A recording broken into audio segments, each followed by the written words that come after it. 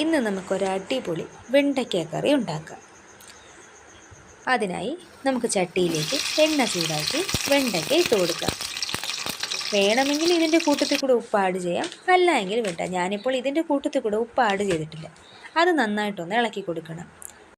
ചട്ടി കിടന്ന് ആ വെണ്ടയ്ക്കയെല്ലാം നല്ല ഒരു ക്രിസ്പി ടൈപ്പ് ആവട്ടെ. അതുവരെ എണ്ണയിൽ കിടന്ന് ഒന്ന് തിളയ്ക്കട്ടെ. എണ്ണയിൽ കിടന്ന് തിളച്ച ആ വെണ്ടയ്ക്ക നമുക്കൊരു പാത്രത്തിലേക്ക് മാറ്റി കൊടുക്കാം. കാരണം കറി ഉണ്ടാക്കുമ്പോഴത്തേക്കും ലാസ്റ്റ് നമ്മുടെ വെണ്ടയ്ക്കയുടെ പ്രത്യേകത അറിയാമല്ലോ, അത് നല്ല രീതിയിൽ കുഴഞ്ഞു പോകും. അതാവാതിരിക്കാൻ വേണ്ടിയിട്ടാണ്. മാറ്റിയ ശേഷം അതേ ചട്ടിയിൽ തന്നെ നമുക്ക് കുറച്ച് വെളുത്തുള്ളി, പച്ചമുളക് ആഡ് ചെയ്ത് അതിനെ ഒന്ന് വഴറ്റിയെടുക്കാം. അതിൻ്റെ ആ ഒരു പച്ച ചെവ ഒന്ന് മാറുന്ന രീതിയിൽ വരെ നമുക്കതൊന്ന് വഴറ്റി കൊടുക്കാം. വഴണ്ടതിലേക്ക് നമുക്ക് അല്പം സവാള ആഡ് ചെയ്ത് കൊടുക്കാം. ഈ സവാളയ്ക്കൊപ്പം നമുക്ക് ഈ ടൈമിൽ വേണമെങ്കിൽ കുറച്ച് ഉപ്പും കൂടെ ആഡ് ചെയ്യാം കേട്ടോ. ഞാൻ അതിലോട്ട് ഉപ്പ് ആഡ് ചെയ്തിട്ടുണ്ട്. ഉപ്പും കൂടെ ഇട്ട് നന്നായിട്ടൊന്ന് വഴറ്റിയെടുക്കാം. സവാള നന്നായിട്ട് വഴണ്ടതിന് ശേഷം മാത്രമേ നമുക്ക് ബാക്കി ഇൻഗ്രീഡിയൻസ് എല്ലാം ആഡ് ചെയ്യാൻ പോവുള്ളൂ. സവാള നന്നായിട്ട് വഴണ്ടിട്ടുണ്ട്. ഇതിലേക്ക് ഇനി നമുക്ക് തക്കാളി ആഡ് ചെയ്യാം.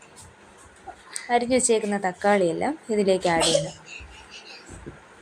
തക്കാളിയിലുള്ള വെള്ളം ഇതിൻ്റെ കൂട്ടത്തിൽ കൂടെ കിടക്കുന്നത് കൊണ്ട് തന്നെ നമുക്ക് വേറെ ഈ ടൈമിൽ നമുക്ക് വേറെ വെള്ളം ആഡ് ചെയ്യേണ്ട ആവശ്യമില്ല.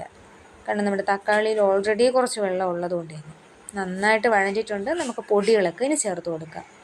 1 ടീസ്പൂൺ മഞ്ഞൾപ്പൊടി, 1 ടീസ്പൂൺ മല്ലിപ്പൊടി, ഒരു 3 ടീസ്പൂൺ മുളക് പൊടി. ഇതെല്ലാം കൂടി നന്നായിട്ട് ഇതിലേക്ക് ആഡ് ചെയ്ത് ഇളക്കി കൊടുക്കാം. ഇതിൽ കിടന്ന് അതിൻ്റെ ആ ഒരു പച്ച ചെവയെല്ലാം അങ്ങ് മാറണം കേട്ടോ. ഈ പൊടിയെല്ലാം ഇതിൽ, കാരണം ഇനി നമുക്കതിൽ കൈവിടാതെ ഇളക്കിക്കൊണ്ടേയിരിക്കണം. ആ ഒരു പച്ച ചെവ മാറുന്നത് വരെ ഇളക്കിക്കൊണ്ടേയിരിക്കണം. നന്നായിട്ട് വഴഞ്ഞിട്ടുണ്ട്. ഇനി ഈ വഴണ്ടതിലേക്ക് നമുക്ക് കുറച്ച് വെള്ളം ആഡ് ചെയ്യാം.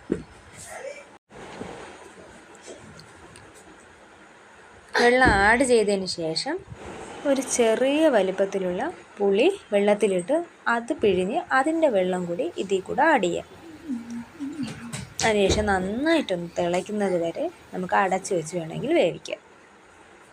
അത് വെന്തതിന് ശേഷം നമ്മൾ മാറ്റി വെച്ചേക്കുന്ന വെണ്ടയ്ക്ക ഇതിലേക്ക് ആഡ് ചെയ്യണം. നന്നായിട്ട് ഇളക്കി കൊടുക്കണം. ഇനി നമുക്കതിൻ്റെ ആ ഒരു വെളിച്ചെണ്ണയൊക്കെ ഒന്ന് തെളിഞ്ഞ് വരും കേട്ടോ. തിളച്ച് കഴിയുമ്പോഴത്തേക്കും അതിൽ നമ്മൾ ആദ്യമേ ആഡ് ചെയ്ത വെളിച്ചെണ്ണയൊക്കെ ഇതിൽ തെളിഞ്ഞ് വരും. ഇത് നമ്മൾ വേറെ അഡീഷണൽ വെളിച്ചെണ്ണയൊന്നും ആഡ് ചെയ്തിട്ടില്ല. ആദ്യം നമ്മൾ വെണ്ടയ്ക്ക മൂപ്പിച്ച് അതേ വെളിച്ചെണ്ണയിൽ തന്നെയാണ് ബാക്കിയെല്ലാം ചെയ്തേക്കുന്നത്. നന്നായിട്ട് അത് തിളച്ചിട്ടുണ്ട്.